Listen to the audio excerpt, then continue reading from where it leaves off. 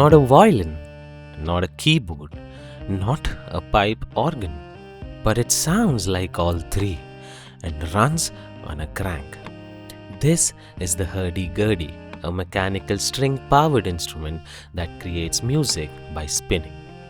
Turn the crank and it sings, stop and it goes silent. No electricity, no tricks, just wood, string, wheel and motion.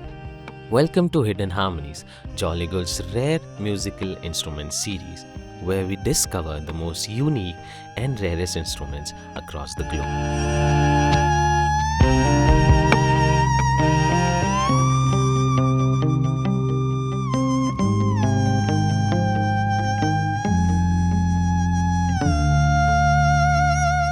Here's how it works. A rosin wheel spins against strings like a continuous violin bow. Some of those strings drone constantly.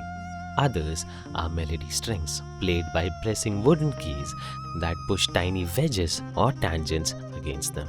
The result, a sound that drones, sings and pulses like nothing else. So when I turn this handle, it turns a wooden wheel which rubs the strings and makes a vibration, makes the sound.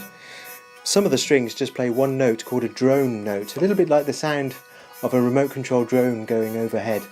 And some of the strings, when I press the keys underneath, push little tangents into the string, making the length of the vibration shorter.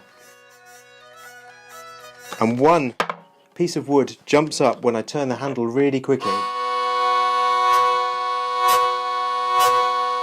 called the trompette, or in England we know it is the dog.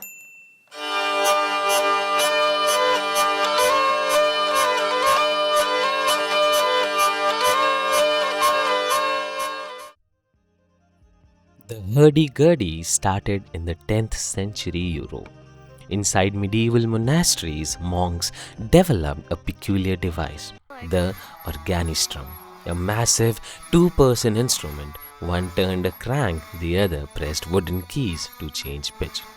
It produced long sustained drones meant for liturgical music, echoing through stone cathedrals. It was slow, it was sacred, and it was the earliest ancestor of the Hurdy-Gurdy. As the centuries passed, the instrument evolved. By the 13th century, it had become smaller and more manageable, requiring only one player. The sacred tones of the cloister gave way to the songs of the street.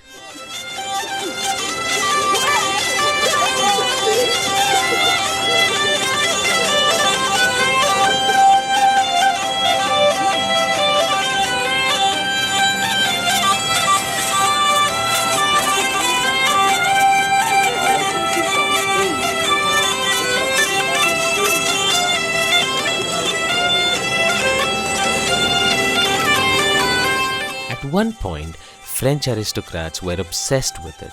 They paid top composers to write Hurdy-Gurdy concertos. Then they got bored. It fell out of fashion, landed on sidewalks, and became known as the poor man's music machine. Beggars, blind musicians, folk players, they kept it alive. And somehow, despite revolutions, industry, and the rise of electricity, it never vanished. Now it's back, but not in the way anyone expected. It's in metal bands, it's in film soundtracks, it's in electronic setups with pickups, distortion and MIDI integration. You'll find it in video games like The Witcher, on stage with prog rock bands, on YouTube where people build them in their garages and teach others how to play them. And when it's played well, it doesn't sound old, it sounds timeless. The Hurdy-Gurdy doesn't play music, it generates it. From movement, it forces you to listen differently, to hear the rhythm in a drone, to feel melody wrapped in mechanics. It's imperfect, fuzzy, loud, heavy. But in a world of digital precision, it reminds us what physical sound feels like. That some things don't need a power button, they just need a crank.